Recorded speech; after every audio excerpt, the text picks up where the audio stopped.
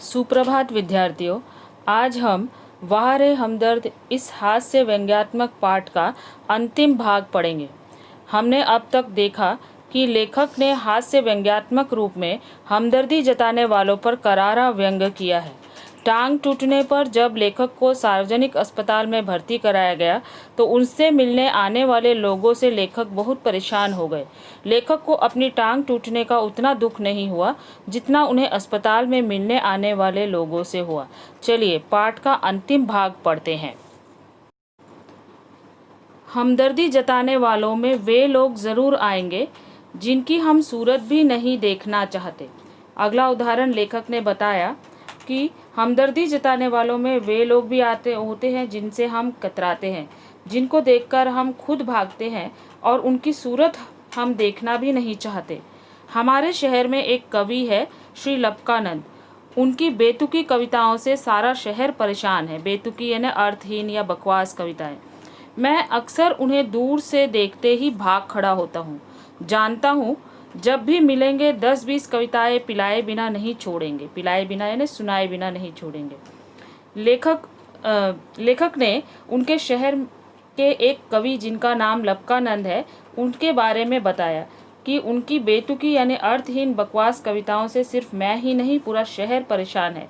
लेखक कहते हैं कि मैं उनको दूर से देखकर ही भाग जाता हूँ क्योंकि जब भी मिलते हैं 10-20 कविताएं पिलाए या सुनाए बिना नहीं छोड़ते। इसलिए लेखक के साथ सारा शहर उनसे परेशान था। एक दिन बगल में झोला दबाए आ पहुँचे। लेखक कहते हैं कि उनकी बदनसीबी है कि ऐसा इंसान भी उनसे मिलने पहुँच गया। आते ही कहने लगे, मैं तो पिछले 4-5 दिनों से कवि सम्मेलनों में अति व्यस्त था।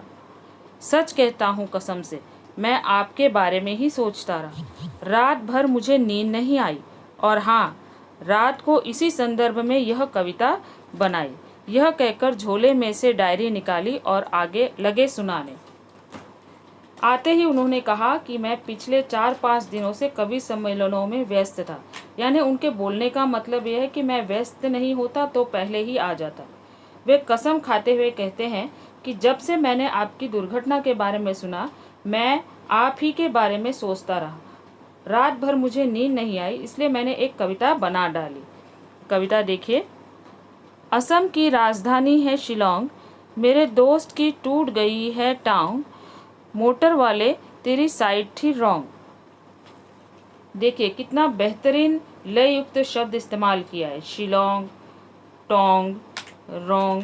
यहाँ पर टांग की जगह पर उन्होंने टोंग शब्द इस्तेमाल किया, यानी लय युक्त उस शब्द को बनाने के लिए यह इस्तेमाल किया। कविता सुनाकर वे मुझे ऐसे देख रहे थे मानो उनकी एक आंख पूछ रही हो, कहो कविता कैसी रही, और दूसरी आंख पूछ रही हो, बोल बेटा अब भी मुझसे भागेगा। दोनों आंखों में उनका ही मतलब सिद्ध हो रहा है। एक आंख से कबूल कर कि मेरी कविता अच्छी थी और दूसरी आंख से कबूल कर कि तुझे मेरी कविता सुननी ही पड़ेगी। मैंने जल्दी से चाय पिलाई और फिर कविताएं सुनने का वादा कर बड़ी मुश्किल से विदा किया। लेखक कहते हैं कि मैं उनसे छुटकारा पाना चाहता था, इसलिए जल्दी से चाय का इंतज़ाम किया और बाद में उनकी कविताएं सुनने का वादा किया और उन्हें विदा किया। अब मैं रोज़ ईश्वर से प्रार्थना करता हूँ कि हे ईश्वर, अगर तुझे मेरी दूसरी टांग भी तोड़नी हो तो ज़रूर तोड़, मगर कृपा कर उस जगह तोड़ना जहाँ मेरा कोई परिचित न हो, क्योंकि बड़े बेदर्द होते हैं ये हमदर्दी जताने वाले। अंत में लेखक इन हमदर्दी जताने वालों से परेशान होकर ईश्वर से प्रार्थना करते हैं कि हे ईश्वर, यदि तुझे मेरी दूसरी टांग तोड़नी है तो तोड़ देना, परंतु ऐसी जगह तोड़ना जहाँ मेरा कोई परिचित न हो, क्योंकि वे जानते हैं, वे जताते तो हमदर्दी है पर होते हैं बेदर्द।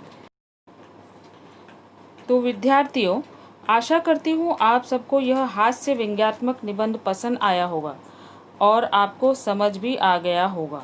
धन्यवाद।